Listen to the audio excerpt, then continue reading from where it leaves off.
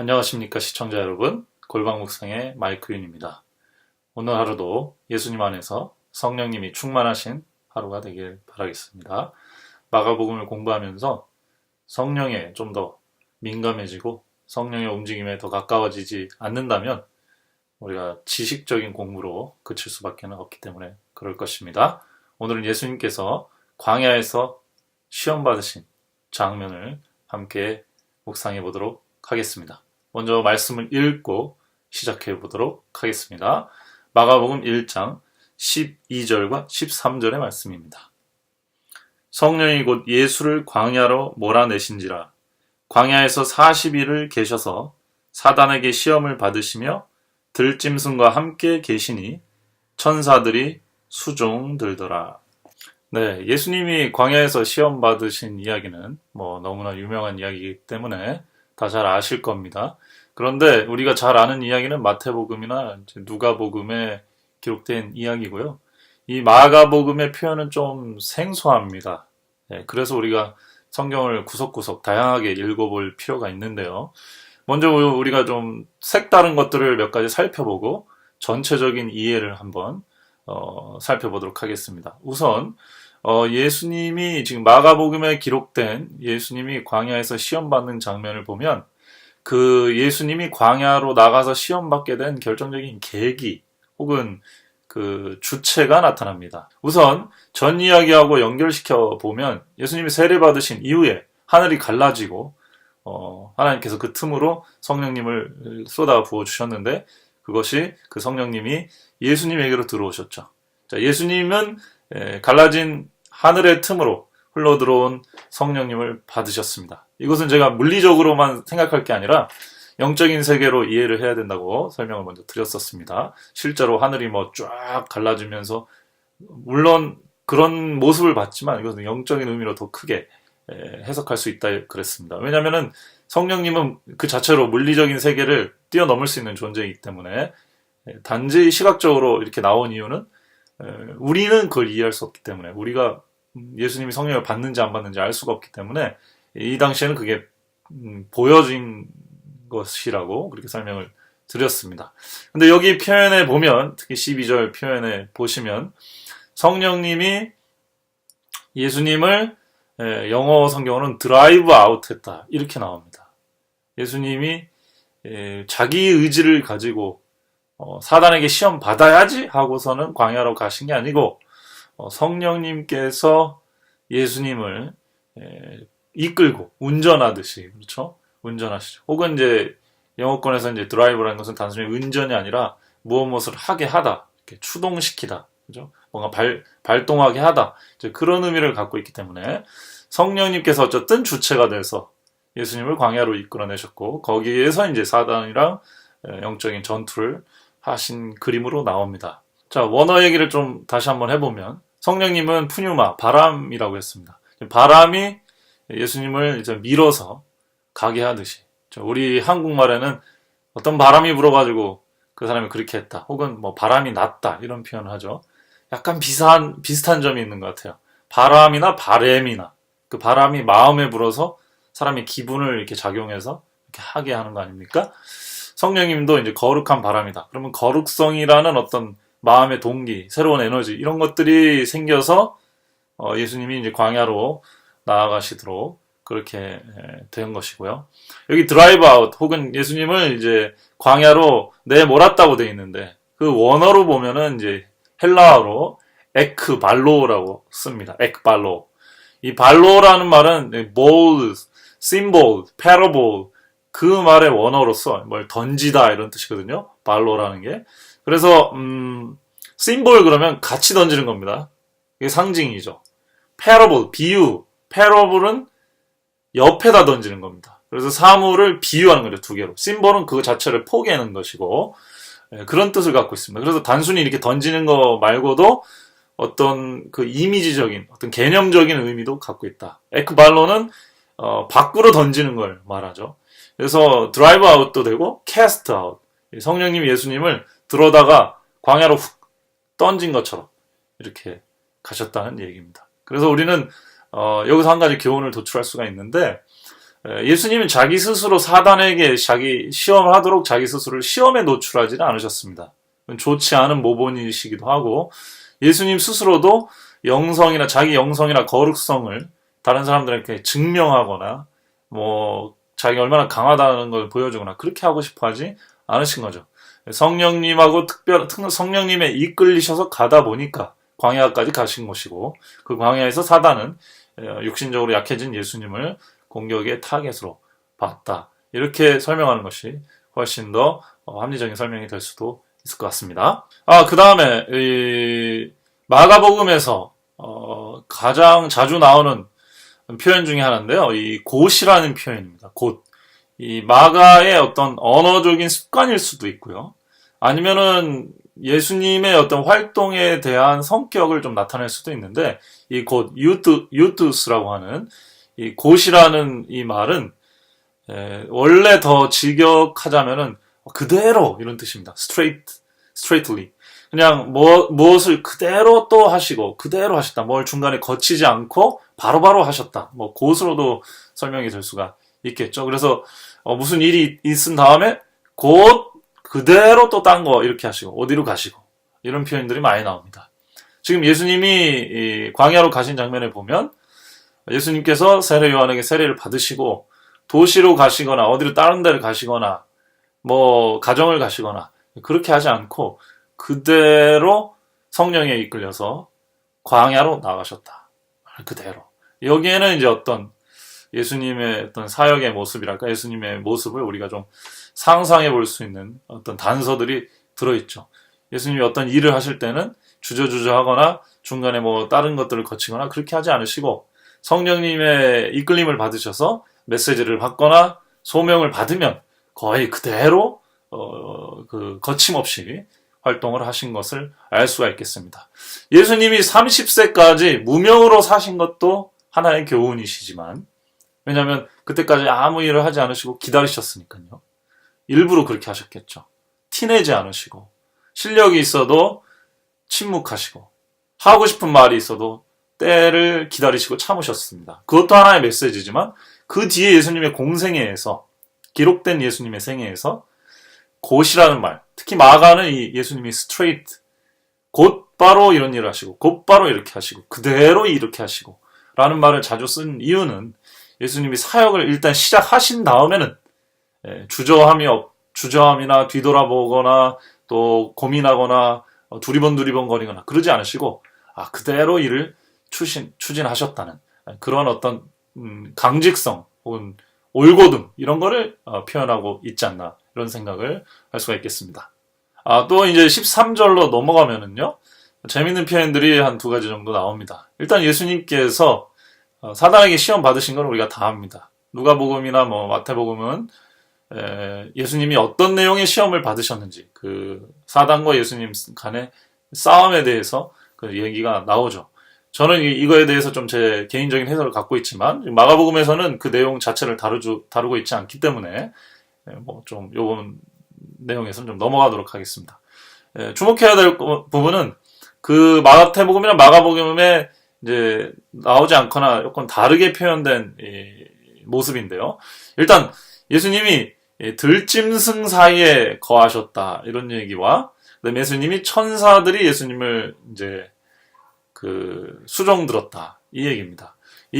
먼저 수종 들었다는 얘기를 좀 살펴보면요. 이 수종 들었다는 얘기는 이 안에 디아코네 지금 오늘날 집사님들을 표현하는 디콘 혹은 디코니즈를 표현하는 디아코네 이것은 어떤 음식을 대접하거나 어떤 집안일을 하는 데 있어서 이렇게 서비스를 하는 그런 모습을 상징합니다. 그래서 천사들이 광야에서 예수님에게 이제 수종을 들었다는 얘기는 이 천사들이 예수님의 마치 식사나 혹은 뭐 잠자리나 이런 거를 이제 돌봐드렸다는 그런 모습으로 그림을 그릴 수가 있는 것이거든요. 지금 이 마가복음의 광야에서의 시험은 40일 동안 예수님이 금식하셨다는 얘기는 안 나옵니다. 다시 한번 볼까요? 예수님이 40일 동안 광야에 계셨다고 그랬지 예수님이 금식하셨는지는 나오지가 않습니다. 물론 마태복음에는 예수님이 금식하셨고 이제 그 상황에서 사단이 이제 공격한 것으로 그렇게 나오지만 마가복음은 그렇게 기록하지 않고 있습니다. 마치 예수님이 천사들과 함께 약간 캠핑 간 것처럼 광야로 그런 느낌으로 기록이 되어 있습니다. 물론 이 유대 광야나 요르단 옆에 있는 아라바 광야에는 먹을 게 거의 없습니다. 그래서 예수님께서 제대로 드시지는 못했던 걸로 우리는 생각을 하고, 또 마가복음이나 누가복음에서는 예수님이 금식하셨다고 했기 때문에 예수님이 40일간 금식을 하셨다라고 우리가 믿지만, 마가복음만 봐서는 그 얘기가 빠져있기 때문에 조금 다른 생각도 해볼 수는 있을 것 같습니다. 그 다음에 이제 들짐승에 대한 이야기가 좀 흥미로운데요. 예수님이 40일 동안 광야에 거했습니다. 광야를 여러분들이 보시면, 저는 광야에 있는 요르단 암만에서 2년을 살았기 때문에 그 지역이 어떤 분위기인지 잘 압니다. 지금도 들에 잘못 나가면은 들개라든지 코요테라든지 하이에나 같은 그런 야생 짐승들이 삽니다. 네, 그들로부터 양떼를 보호하는 목자가 있는 거고요. 물론 이제 들 고양이도 많고 개도 많고 무슨 토끼 같은 것도 있고 여러 들짐승들도 좀 있지만 사실 광야기 때문에 그렇게 많지는 않습니다. 그래서 한두 마리의 하이에나나 이런 무리들이 좀 있죠. 근데 예수님은 이제 어린 시절부터 전승이나 다른 기록들에 보면은 동물들하고 굉장히 친한 모습이 나타나고요. 지금 이 광야에서 시험 장면도 예수님이 이제 인간 세계로 나가서 공적 서비스를 하기 전에 마치 짐승들과 조금 더 가까이 이제 지내는 것 같은 그런 모습도 듭니다. 혹은 반대로 생각해 볼 수도 있겠죠. 위험한 들짐승들 중에 있었기 때문에 천사들이 그것으로부터 예수님을 좀 보호해줬고, 천사들이 예수님을 먹을 거나 이런 거를 직접적으로 제공하시지는 않았을 것으로 그렇게 생각해 볼 수도 있겠습니다. 그래서 양쪽으로 이 장면을 해석해 볼 수 있겠는데, 양쪽 다 상당히 마태복음이나 누가복음하고는 다른 상당히 신기한 어떤 이미지를 우리가 이제 상상해 볼 수 있도록 그렇게 도와주는 것 같습니다. 정리를 한번 해보겠습니다. 자, 저는 결론적으로 말씀드리면, 저는 이 장면은 시편 8편의 역사, 그리고 창세기 2장의 역사가 다시 회복된 것으로 보고 있습니다. 이 말씀이 무슨 이야기냐면, 시편 8편에 보시면 인자가 인자에게 다스리는 권세가 주어졌다고 이야기가 나옵니다. 창세기에도 보면 하나님께서 아담에게 생기를 넣어서 사람을 만들고, 그 사람이 짐승들의 이름을 주고 짐승들을 올바로 다스리게 만들었습니다. 그래서 당시 영의 질서가 깨지지 않을 때는 들짐승들이 인간을 주인으로 삼고 잘 따르게, 그렇게 창조 질서가 섭리가 되어 있었죠. 타락 이후에는 이런 것들이 좀 깨진 것 같습니다. 그래서 들짐승들이 사람을 공격하기도 하고 영의 세계가 깨진 거죠, 질서. 그래서 알아보지 못하고 그렇게 된 것입니다. 그런데 예수님이 다시 오셔서 하늘을 가르시고 성령을 다시 받으셨어요. 성령은 하나님의 호흡과 같은 것입니다. 푸뉴마죠. 다시 마치 아담을 흙으로 지으시고 아담을 벌려서, 입을 벌려서 아담의 코와 입을 벌려서 갈라서 틈을 내서 그 안에다가 생기를 불어 넣어가지고 아담의 생명을 불어넣고요. 그 아담이 이 생명을 받은 생령으로서 일어난 아담이 들짐승들에게 이름을 주고 관계를 맺고 그들의 어떻게 보면 지도자로 올라서는 그런 느낌이 지금 이 광야에서 시험 받는 장면에도 있다는 말씀이죠. 자, 그 다음에 아담은 사단에게, 하나님에게 이끌려서 동산 중앙으로 갔는데 거기서 사단의 유혹을 만나서 사단한테 유혹에 넘어가서 지죠. 특별히 먹는 것으로. 근데 지금 마가복음, 특히 사복음서 전체에 나타난 예수님이 시험 받으신 장면에서는 예수님이 성령을 받으시고, 그죠? 세례를 받고 또 올라오시고 성령님, 하나님에 이끌려서 광야로 나아갔습니다. 인간의 도시가 아니라 광야로 나아갔고요. 거기서 먹고 마시지 못하고 40일을 거의 보내신 것으로 보입니다. 대신에 성령하고 충만한 교류를 하신 것 같아요. 그래서 인간적으로 좀 많이 약해졌습니다. 그러나 그 중간에는 예수님이 성령으로 긴밀하게 하나님과 깊이 소통할 때 들짐승들 중에 거한 것으로 보입니다. 들짐승들하고 우호적인 관계로 지내신 것으로 느껴지고요. 그 예수님이 이제 40일 동안 굶주리고 인간 몸을 입고 있기 때문에 이렇게 기력이 쇠진했을 때 사단은 그때를 틈타서 이제 하나님 인간을 넘어뜨린 그 약점, 그죠? 무엇을 먹고 무엇을 취하고 무엇을 도전하려고 하는 그런 욕망을 자극해서 예수님에게 이제 시험을 하신 겁니다. 단순히 먹을 걸로 예수님 시험한 게 아니시죠. 결국엔 자기를 경배하면 더 큰 걸 주겠다. 네가 얻고자 하는 것보다 더 큰 걸 주겠다. 이런 것으로 예수님을 꼬신 거 아닙니까? 그게 이제 사단이 아담과 하와를 꼬신 거하고 유혹한 거하고 동일한 원리죠. 근데 예수님께서 이 아담과 하와가 실패한 유혹에서 승리를 거두신 것입니다. 이 승리가 천사의 도움으로 얻은 승리라고는 보기는 어려울 것입니다.